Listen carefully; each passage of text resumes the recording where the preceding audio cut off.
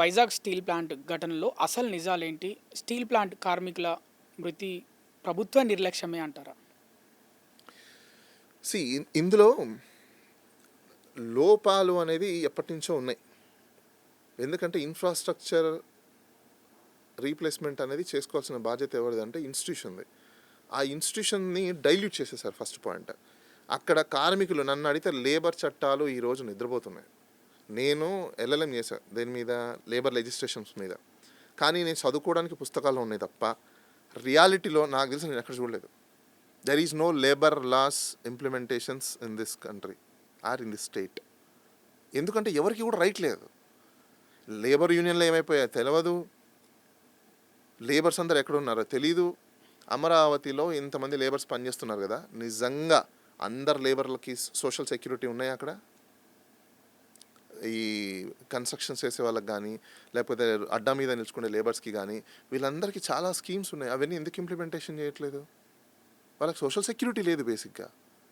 ఇంకా అలాంటప్పుడు ఆ ఇన్స్టిట్యూషన్స్లో అవాంఛనీయమైన సంఘటనలు జరగకూడదు అని అనుకోవడానికి లేదు, జరుగుతాయి. ఎందుకు? సూపర్విజన్ సరిగ్గా లేదు.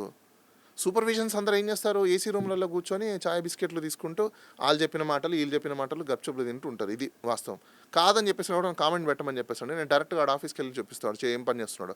24/7 సీసీ కెమెరా పెట్టమని చెప్పండి. నెల రోజులు చాలు, ఎక్కువ కూడా అక్కర్లా.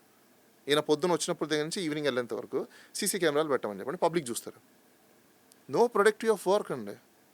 అలాంటప్పుడు మీకు ఖచ్చితంగా అలాంటి యాక్సిడెంట్స్ జరుగుతాయి. ఇలాంటి యాక్సిడెంట్లు జరిగినప్పుడు చాలామందికి తెలియదు ఏంటంటే, ఈ సోకాల్డ్ ఇప్పుడు మాట్లాడుతున్నారు హోమ్ మినిస్టరు, తర్వాత నారా లోకేష్, తర్వాత ఇంకా కొంతమంది, బాధ్యత మేము సార్ మీరు బాధ్యత కాదు తీసుకోవాల్సింది, ఆన్ ది స్పాట్ మీరు ఏమిస్తున్నారు అనేది ఇంపార్టెంట్. మీ ప్రభుత్వం, నేను ఓపెన్గా అడుగుతున్నా, ఇలా మాటలు చెప్పి ప్రామిస్లు చేసి ఇప్పుడు దాకా ఎంతమందికి ప్రాపర్గా వాళ్ళ ఫ్రూట్స్ అంది ఉన్నాయి నాకు చెప్పండి. ఎప్పుడైతే మాజీ ముఖ్యమంత్రి వర్యులు జగన్ అక్కడికి వైజాగ్ స్టీల్ ప్లాంట్ బాధితులు ఎవరైతే ఉన్నారో వాళ్ళ దగ్గరికి వెళ్దామనుకున్న సమయంలోనే అప్పుడు వాళ్ళకి ఎవరైతే చనిపోయారో వాళ్ళకి మేము స్పెషల్గా చూసుకుంటాం, వాళ్ళకి కోల్పోయిన వారికి ఎవరైతే ప్రాణాలు కోల్పోయారో వాళ్ళ కుటుంబ సభ్యులకి. నారా లోకేష్ ఫస్ట్ మాట్లాడిన మాటలకి తర్వాత మాట్లాడిన మాటలకి చాలా తేడా ఉన్నాయి.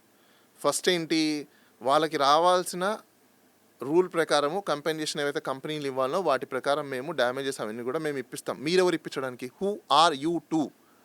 They have a capable enough, they will go to the court, they will file an application. వాళ్ళు ఖచ్చితంగా ఇస్తారు, కోర్ట్ డిటర్మైన్ చేస్తుంది. నువ్వేంది ఇచ్చేది? నాకు అర్థం కాల. యాజ్ ఎ గవర్నమెంట్గా సోషల్ సెక్యూరిటీ కింద లేకపోతే ఎక్స్క్రేషియా కింద, ఎక్స్క్రేషియా అనేది చట్టం లేదు, అందరు తెలుసుకోండి ఫస్ట్. బహుశా వాళ్ళకి తెలుసో తెలీదో నాకు తెలీదు. ఇప్పుడు దాకా ఈ గవర్నమెంట్ ఇచ్చే ఏ ఎక్స్క్రేషియాస్ మీద there is no law. Ex gratia అనేది ఏంటంటే బేసికల్గా గవర్నమెంటు యాడిషన్గా వాళ్ళకు కావాల్సిన బెనిఫిట్స్ని క్రియేట్ చేయడం కోసం, లాస్ అనే దాన్ని కంపెన్సేట్ చేయడం కోసము.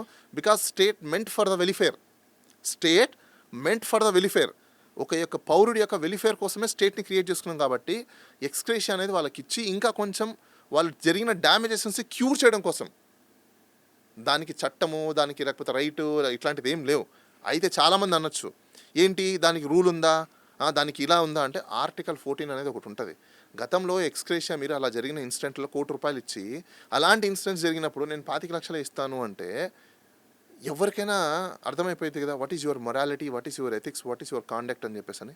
బేసికల్ అది ఒక మొరాలిటీ అండ్ ఎథిక్స్ అండ్ కాండక్ట్కి సంబంధించింది, నీ కాన్షియస్కి సంబంధించింది. ఎవరైనా దానం ఎప్పుడైనా ఎక్కువ చేస్తారు, అవునా? దానం తక్కువ చేస్తారా?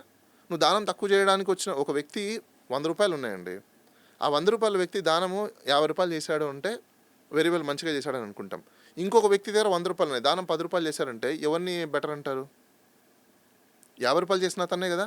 సో స్టేట్ ఎవరిని కోరుకోవాలి? మంచి గుడ్ కాండక్ట్, మంచి గుడ్ మైండ్ ఉన్న వ్యక్తిని, గుడ్ నేచర్ ఉన్న వ్యక్తిని కోరుకుంటుంది. ఎందుకు? State meant for the welfare of the people. A person who is not a welfare towards his aims or objects, why we need to be elect him? So ఇలాంటి సందర్భాలలో మనం చూసుకుంటే వాళ్ళు ఎందుకు యూటర్న్లు తీసుకున్నారు, వై టర్న్లు తీసుకున్నారు, ఎక్స్ టర్న్లు తీసుకున్నారు అంటే రీజన్ పబ్లిక్లో బూమ్రాంగ్ అవుతుంది. అది మీడియాలో ఇలా గూగుల్ అమ్మ తల్లి, వికీపీడియా ఫాదర్ అని 2 ఉన్నాయి. ఇప్పుడు కొత్తగా ఇంకోటి కూడా వచ్చేసాయి, చాట్ జీపీటీ చిల్డ్రన్స్. ఇవి అంటే గూగుల్ అమ్మ తల్లి, Wikipedia father, ChatGPT childrens. Father mothers కంటే ఇప్పుడు చిల్డ్రన్ చాలా ఫాస్ట్గా ఉన్నారు కదా. చాట్ జీపీటీ ఇలా కొట్టగానే అలా వచ్చేస్తున్నాయి అన్నీ. సో అక్కడ వీడియోలు వచ్చేసాయి, ₹1,00,00,000 కంపెన్సేషన్ ఇచ్చిన మొత్తం అన్నీ. ఆ దెబ్బకి వీళ్ళకి అర్థం కాలేదు, అందుకే యూటర్న్ తీసుకోవాల్సి వస్తుంది. హోమ్ మినిస్టర్ ఏం చెప్తున్నారు, 1,00,00,000 తర్వాత 20,00,000 ఏదేదో 1,00,000 1,20,00,000 ఎక్కువ ఇది ఎక్కువ. అమ్మ ఫస్ట్ నువ్వు ఇవన్నీ చెప్పడం కాదు, నువ్వు కూర్చోపెట్టి గంటలో జీవో ఇష్యూ చేసి చూపించు, అలా డబ్బులు వాళ్ళకి వేయించి చూపించు, ఈజీ ఫస్ట్. అంతేగాని మాటలు మాట్లాడేసి చేతులు దులుపుకొనేసి వెళ్ళిపోవడం కాదు. You stand there, go to your secretariat, సచివాలయంకి వెళ్ళు, కూర్చో, డ్రాఫ్ట్ చేయించు, జీవో రిలీజ్ చేయి, సంతకం పెట్టించు, ఇమీడియట్గా డబ్బులు కంపెన్సేషన్ ఫైనాన్స్ డిపార్ట్మెంట్కి పంపించు, వాళ్ళ 1 వీక్లో కంప్లీట్ చేయి, 2 డేస్లో కంప్లీట్ చేయి. గంటలో నైట్ మీరు జీవోలు ఇష్యూ చేసి నైట్లో బడ్జెట్లు ఇష్యూ చేయరా? మీరు పార్టీ మీటింగ్ పెట్టాలో లేకపోతే గవర్నమెంట్ మీటింగ్ పెట్టాలని చెప్తే మీకు అయ్యే ఖర్చులన్నీ మీరు డబ్బులు ఇమీడియట్గా కొట్టరా? అడ్వాన్స్లో కొడతారుగా, మీరు కొట్టండి అట్లా. ఏ అంటే మీ ప్రయారిటీ లిస్ట్లో మినిస్టర్ సంతకం చేస్తేనే ఫైనాన్స్ డిపార్ట్మెంట్ అంటుంటారు. What is your priority list అని కోర్టులు అడిగితే ఆయన XYZ అని ఇంకా అన్నీ ఓపెన్గా చెప్తే ప్రజలకు తెలుసుకున్నారు అనుకోండి, తరిమి కొడతారు. ఆ స్టేజ్ తెచ్చుకునే పరిస్థితికి వస్తుంది.